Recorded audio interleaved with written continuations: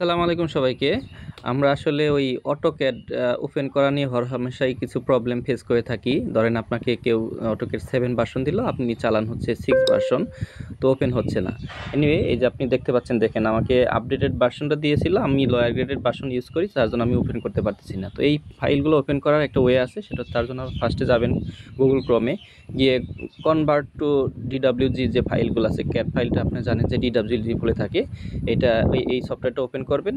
এরপরে এই সফটওয়্যারটা একটা লিঙ্ক চুজ ফাইল করতে দেবে, একটা লিঙ্ক দিবে, ওই লিঙ্কটাতে আপনি আপনার ফাইলটা পেস্ট করবেন। প্রথমত একটু সময় নেবে যদিও, কারণ এটা তো আমার আপনার হাতে না। তারপর দেখবেন ওরা আসলে জেনারেট করে দিছে, আপনি যে ভার্সনটা ইউজ করেন সেই ভার্সনে। এরপরে একটা ডাউনলোডের অপশন আছে, দেখেন টপ লেফট রাইট কর্নারে ডাউনলোডটা করবেন। দেখেন আপনার ডাউনলোড হয়ে গেছে। এরপরে আপনি দেখেন এটা ছিল আপডেটেড ভার্সন, আপনি ওপেন করতে পারতেছিলেন না, এখন ইজিলি ওপেন করতে পারতেছেন। আপনি লোয়ার গ্রেডেড লোয়ার ভার্সনে এটা কনভার্ট হয়ে গেছে। তো ধন্যবাদ সবাইকে, ভালো থাকবেন। আসসালামু আলাইকুম।